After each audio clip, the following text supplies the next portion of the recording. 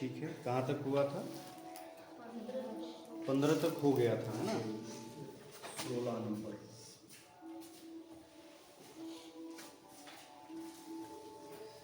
किसी स्कूल के विद्यार्थियों के समग्र शैक्षणिक प्रदर्शन के लिए 7 नकद पुरस्कार रखे गए हैं और 7 पुरस्कार है, यानी एन हमारा हो गया 7 और एस एन यानी कुल जो राशि है वो 700 रुपया है। यदि प्रत्येक पुरस्कार अपने से ठीक पहले पुरस्कार से 20 कम है, यानी कि जो डी का मान है वो घटते क्रम में 20 यानी कि -20। मान लो एक बात कर रहा हूँ कि किसी को अगर फर्स्ट किया तो उसको 100 रुपया दिया गया, तो जो उसके बाद का नंबर पाएगा उसको 80 दिया गया, फिर उसके बाद 60 दिया गया, फिर उसके बाद 40 दिया गया, यानी 20 घटते क्रम में पुरस्कार दिया जा रहा है। जाहिर सी बात है जो टॉप करेगा उसको ज्यादा दिया जाएगा। तो डी का मान इस एपी में क्या आएगा? -20 आएगा, माइनस घटते क्रम में क्या। चलो, तो ये पूछा जा रहा है यहाँ पर कि प्रत्येक पुरस्कार का मान यानी एपी ज्ञात करना है हमें। सबसे पहले जब भी एपी निकालना होगा तो आपको ए की आवश्यकता होगी और हमारे पास ए मौजूद नहीं है क्या। तो एक फॉर्मूला है कि एस एन बराबर n/2 into 2a plus n-1 into D. क्योंकि हमें ए एन मालूम नहीं है, ए एन मालूम होता तो ए एन का फॉर्मूला लगाते, यहाँ एस एन मालूम।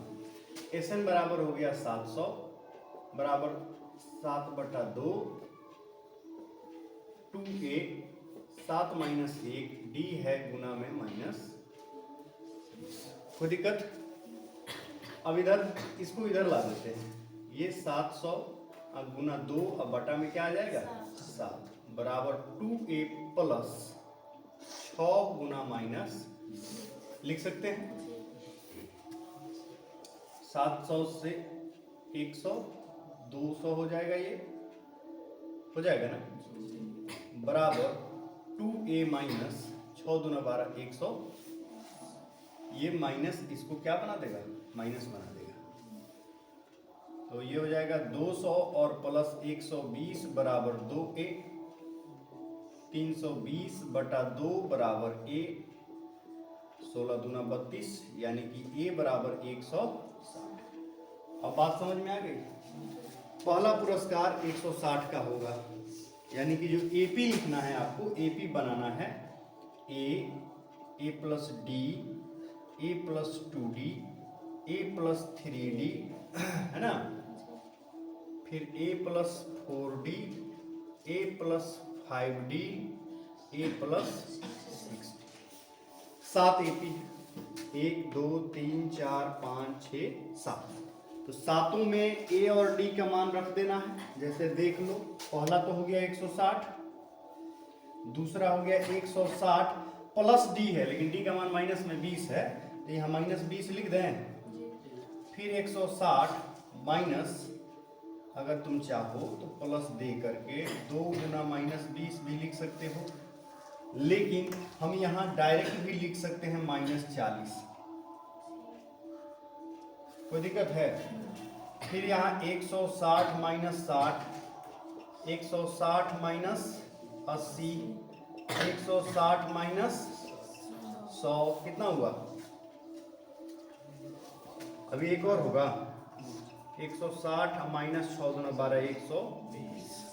जो एपी हो जाएगा हमारा 160, ये हो जाएगा कितना 140, ये हो जाएगा कितना 120, फिर हो जाएगा 100, फिर हो जाएगा 80 और फिर हो जाएगा 60 और लास्ट वाला 40। कितना हो रहा है? 7 हो रहा है। 1 2 3 4 5 6 7, यही हमारा पुरस्कार हो जाएगा। कोई दिक्कत नहीं होना चाहिए। चलिए 17 नंबर देखते हैं। 17 नंबर क्वेश्चन है कि एक विद्यालय में प्रत्येक कक्षा में 7 अनुभाग माने सेक्शन है। एक कक्षा में 7 सेक्शन है तो जब एक स्कूल के विद्यार्थियों ने वायु प्रदूषण कम करने के लिए स्कूल के अंदर और बाहर पेड़ लगाने के बारे में सोचा, यह निर्णय लिया गया कि प्रत्येक कक्षा अपने अनुभाग अपनी कक्षा की संख्या के बराबर पेड़ लगाएगा। कक्षा 1 का अनुभाग 1 पेड़ लगाएगा। जैसे मान लीजिए पहला क्लास है ना, तो सेक्शन ए भी 1 लगाएगा, बी भी 1 लगाएगा और सी भी 1 ही लगाएगा। दूसरा क्लास वाला 2 लगाएगा। अब ध्यान से देखो, प्रत्येक जो अनुभाग है, अनुभाग माने सेक्शन है, पहला क्लास में कितना सेक्शन है? 3 गो है, तो 1 गुना 3, तीनों सेक्शन 1-1 ठो पेड़ लगाएगा। फिर दूसरा क्लास 2 गुना 3 यानी कि 2 को पेड़ लगाएगा, 3 गो सेक्शन। फिर तीसरा क्लास 3 गुना 3, फिर चौथा क्लास भी 3 और डॉट डॉट डॉट 12वां क्लास भी कैसे को लगाएगा? 3-3 ही लगाएगा। आ रही बात समझ में? मान लो कि पहला क्लास है, पहला क्लास में सेक्शन ए है, फिर बी है और फिर सी है, तो सेक्शन ए वाला 1 गो लगाएगा, बी वाला भी 1 गो और सी वाला भी 1 गो। कौन? पहला क्लास का। तो 1 2 3 पहला क्लास का वो लगाया, 3 एकम 3। यही अगर दूसरा क्लास है, दूसरा क्लास, तो फिर ये दूसरा क्लास है, इसीलिए ए भी 2 गो, बी भी 2 और सी भी 2, तो 2 3 6, देखो 6 आ रहा। वैसे ही 12वीं कक्षा तक ये लोग लगाएंगे। तो एपी जो हमारा बनकर तैयार हुआ वो हो गया 3 6 9 12 और अंतिम हो जाएगा 12 3 36। तो बताओ कि कुल कितना पेड़ है? तो ए बराबर हमारा कितना है? 3 और डी बराबर कितना हो जाएगा? 6 में से 3 घटेगा तो 3 ना होगा। और ए एन बराबर कितना है? 36। एन बराबर कितना है बताओ? एन का मान क्या होगा? एन बराबर, एन का वैल्यू क्या होगा? अरे क्लास 12 है ना, है तो 12 है ना होगा एन, तो एस एन निकाल लेना, n/2 into A plus A N, answer आ जाएगा। कोई दिक्कत है? चलो 18 नंबर देखते हैं। 18 नंबर सवाल है, एक अर्धवृत्त बन रहा है जो तुम्हारे क्लास में चित्र में दिया गया है। यहाँ इस प्रकार बनाया हुआ है,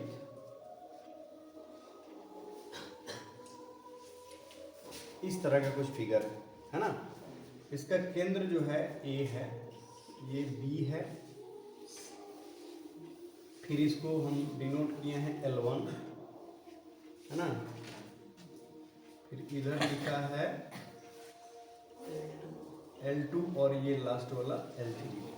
ठीक है, और हाँ तो ठीक है, बढ़ते जाएगा।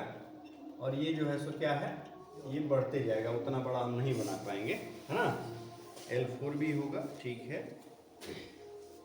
तो L4 होगा ना, तो L1 ही हो गया, इसको L2 मान लो, वो L3 नहीं, इसको हम क्या मान लेते हैं?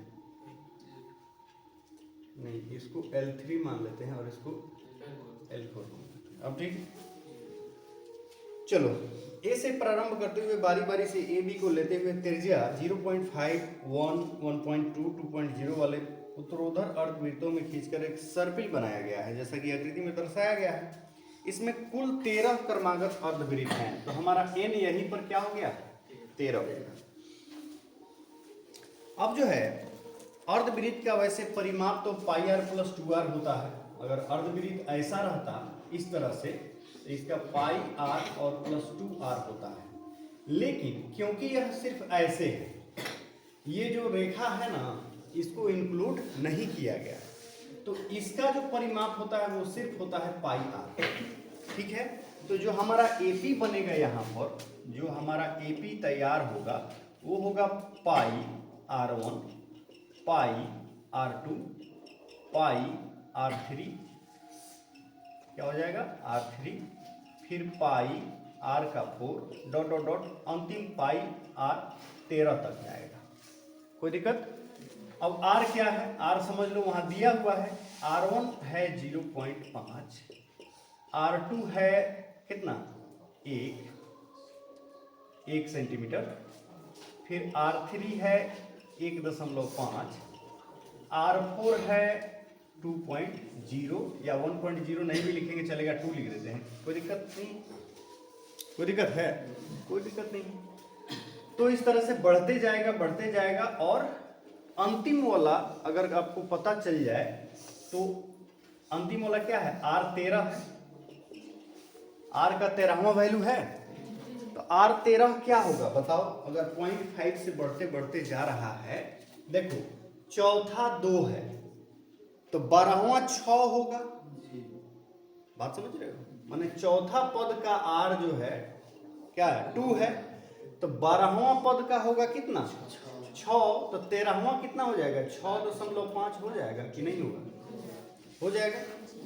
चलो अब मान रखते हैं, अगर पाई R1 है तो यहाँ पाई का मान 22/7 इंटू में 0.5, फिर 22/7 इंटू में 1, फिर 22/7 इंटू में 1.5, फिर 22/7 इंटू में 2, डॉट डॉट डॉट बढ़ते गया पाई R13 यानी कि 22/7 गुना 6.5, ये एपी बन रहा है। अब गुना कर दो, 22 में आधा से कौन गुना करोगे ना, मतलब ये एक पद हुआ, ये हुआ, ये हो गया, ये हो गया और ये हो गया, ठीक है। अब जब तुम 22 में गुना करोगे आधा से तो वो 11 बन जाता है, 11/7, देखो गुना करके बता रहे हैं, 22 गुना 0.5, 5 गुना 10 के 0, 5 गुना 10 एक 11, एक अंक पहले दशमलव बैठेगा, कैंसिल हो जाएगा, यानी कि क्या हो गया 11, अब बटा में जो 7 है सो रहेगा। अब 22 से कम 22, दूसरा वाला पद 22/7 होगा, कोई दिक्कत। अच्छा 22 में अगर ये 1.5 है, 1.5 1.5 होता है, तो 22 1.5 है 33 होता है, 33 बटे फिर 44/7, और बढ़ते बढ़ते जो चला जाएगा वो देख लो, गुना कर लेते हैं, 6.5 में 22 से 10, 12 1 13, 0 12 1 13, 0 3 4 1 यानी 143, ये हो गया 143/7, ये हमारा एपी हो गया। समझने में कोई परेशानी है क्या? ये 33 44 कैसे आया समझ में आ रहा है? गुना कर लोगे, 15 दूना 30 के 0, 15 दूना 30 3 33, 0 हट जाएगा, दशमलव पहले आ जाता है। तो ये हमारा एपी तैयार हो गया। इस एपी में ए बराबर 11/7, डी बराबर भी 11/7 होगा, 22 में से 11 घटाओगे तो 11 है ना, और n का मान हमको पहले से पता है, और an बराबर अंतिम पद 143/7 हमको निकालना है। Sn बराबर तो पता होता है n/2 into a plus an लिखा जाता है।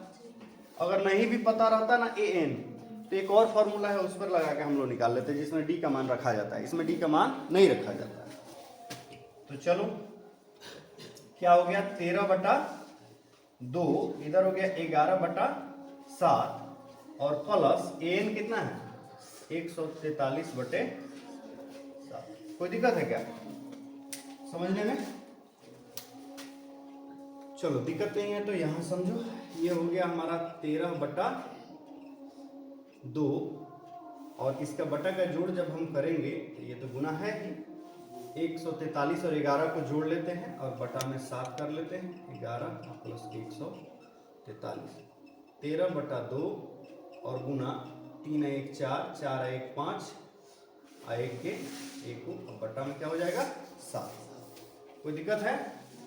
अब क्या कर देते हैं, 2 से इसको, 2 सते 14 और 2 सते 14, कटेगा नहीं कटेगा, 7 से कट नहीं जाएगा, 11, अब गुना कर देते हैं, 11 गुना 13, 11 3 33 के, 11 कम 11 2, 11 कम 11 3 14, यानी इतना सेंटीमीटर उसका पूरा लेंथ होगा। एक बार चेक करो है कि नहीं, चेक करो।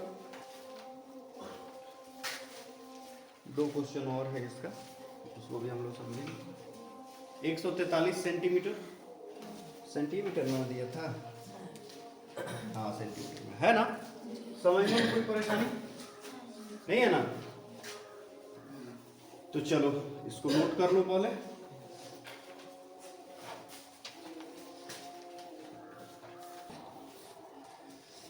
चलिए अगला क्वेश्चन है 19 नंबर। 200 कुल लट्ठों की ढेरी है और इसको इस प्रकार से रखा जाता है कि सबसे नीचे वाला पंक्ति में 20, 19, 18 ऐसे ही करके रखा जाता है। तो कुल लट्ठों की संख्या एसएन हो गया 200, और जो हमारा एपी बन रहा है वो ऐसे बन रहा है 20, फिर 19, फिर 18 एंड डॉट डॉट डॉट ऐसे ही बढ़ते जाएगा, जैसा कि आकृति में दिखाया गया है, तुम देख सकते हो। तो सबसे ऊपरी पंक्ति में कितनी लट्ठी हैं? सीधी सी बात है, हमको एन निकालना है। क्या यहाँ पर ए बराबर क्या हो गया? 20 हो गया, और डी बराबर 19 माइनस 20 बराबर -1 हो गया। हो गया कि नहीं हो गया? तो ये बताओ कि हमको ए पता है, डी पता है ना, तो ए एन निकालना है। समस्या यह है कि यहाँ एन मालूम नहीं है, समझ गए? हमें एन मालूम नहीं है, तो यहाँ पर आप एक फॉर्मूला लगा सकते हो कि ए एन बराबर a plus N minus 1 into d. नहीं, पहले एन निकालना पड़ेगा हमें, है ना। तो एन के लिए फॉर्मूला ये वाला लगा दो, एस एन बराबर N by 2 into 2a plus N minus 1 into D. तो एस एन हो गया हमारा 200 बराबर n बाई 2 इंटू 2a, 2 गुना 20 और प्लस n माइनस 1, और d का मान है -1। कोई दिक्कत? चलो 200 बराबर n बाई 2 इंटू 20 गुना कितना होता है? 40, -1 से गुना कर लो, -n अब +1 हो जाएगा। कोई दिक्कत? इस 2 को इधर ला दो, इधर बटा में है तो इधर आके क्या हो जाएगा? गुना में 200 गुना 2 बराबर n इंटू हो जाएगा 41 माइनस n। ठीक है, ये हो गया 400 बराबर 41 n माइनस n का स्क्वायर। सबको इधर लाते हैं तो n स्क्वायर माइनस 41 n और प्लस का कितना हो जाएगा? 400 बराबर 0। अब गुणनखंड विधि से कितना हो जाता है? 25 गुना 16 400, तो n square minus 25n minus 16n और प्लस 400 बराबर 0। इन दोनों को गुना करोगे तो 400 आ जाएगा। गुणनखंड तुम्हें पता है पहले से, और हर बार तो वही नहीं सिखाते रहेंगे ना। तो हमारा n माइनस एक बार 25 आ गया और n माइनस एक बार 16 आ गया, यानी n बराबर एक 25 का वैल्यू आएगा और एक 16 का। अब कहोगे दोनों प्लस में है, दोनों बटा में नहीं है, माने किसको? चलो एन निकाल के देखते हैं, क्योंकि एन तो ज्ञात करना है ना। तो ए एन बराबर होता है a plus N minus 1 into D. तो हम एक बार एन ले लेते हैं 25। क्या हमें जो निकालना है वो आता है कि नहीं आता है? तो ए एन बराबर ए हो गया 20, अब प्लस एन माइनस 1 यानी 25 माइनस 1 इंटू डी कितना है? -1। तो कितना हो जाएगा? 20 और प्लस यहाँ हो गया 24 गुना -1, तो 20 माइनस 24 बराबर -4। अब ये बताओ लाठी की संख्या माइनस में होगी क्या? नहीं होगी, अर्थात ये अमान्य है, और हमारा ये 25 वाला n भी क्या हो जाएगा? अमान्य हो जाएगा, मतलब ये वैल्यू वैलिड नहीं है। उसके बाद क्या करेंगे? उसके बाद हम n ले लेंगे 16, और यही कुल ढेरी में जो पंक्ति है उसकी संख्या 16 है, और ए एन बराबर a plus N minus 1 into D जब लगाएंगे तो 20 प्लस 16 माइनस 1 गुना -1, तो 16 प्लस 15 गुना -1 बराबर 20 माइनस 15 बराबर कितना हो जाएगा? तो अंतिम जो ढेरी होगा उसमें लाठी की संख्या कितना हो जाएगा? 5 हो जाएगा। आंसर चेक करेंगे एक बार, है कि नहीं? आंसर देख लेंगे।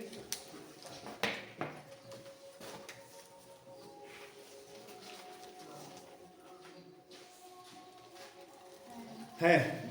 चलो अब अगला जो है एक प्रतियोगिता है, आलू दौड़ प्रतियोगिता जिसको कहते हैं हम लोग। चित्र में बनाया गया है, बहुत अच्छे से समझाया भी गया है। 20 नंबर और इस चैप्टर का आखिरी सवाल है। ध्यान से देखो, इस तरह का यहाँ पर एक बाल्टी रखा हुआ है, है ना। और एक दौड़ प्रतियोगिता है, तो कुछ दूरी पर यहाँ पर कहीं कहीं आलू रख दिए गए हैं और यहाँ से जो है कोई आदमी जो है दौड़ दौड़ कर आलू लाके इसमें रखता है। ये होता कैसे है? पहली दूरी 5 मीटर है, उसके बाद 3-3 मीटर की दूरी है सब बिंदुओं के बीच में, है ना। और टोटल आलू कितना है? 10 आलू है। टोटल कितना है? 10 आलू। अब एक बात बताओ कि कुल आलू रखने में कितनी दूरी तय करना है, अर्थात एसएन निकालना है। तो पहले एपी ज्ञात करना है। यहाँ पर एन बराबर हमारा 10 हो गया। कुल आलू कितना है? 10। पहला है 5 किलोमीटर, तो यहाँ से यहाँ तक जाने में क्या लगेगा? 5, जाने में 5 और आने में 5, तो पहला कितना हो गया? 10 हो गया, यानी कि 2 गुना 5, 2 गुना 5। अच्छा, दूसरा वाला में यहां से यहां तक जाने में 8, आने में 8, 16। लेकिन ये बनेगा कैसे? ये बनेगा आपको 2 × 5 और प्लस 3 बनेगा। 5 3 8, 8 गुना 16। अगला एपी कैसे बनेगा? 2 × 5 प्लस 2 × 3 लिखिए या फिर 3 + 3 लिखिए। क्या ऐसे ही बढ़ते चला जाएगा, मतलब 1 2 3 एंड सो ऑन, आगे तक जाएगा।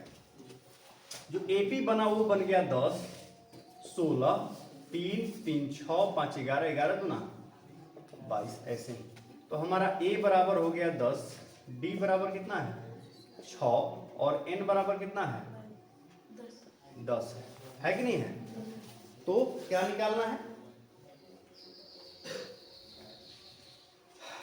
निकालना वही है, एसएन निकालना है, ठीक है।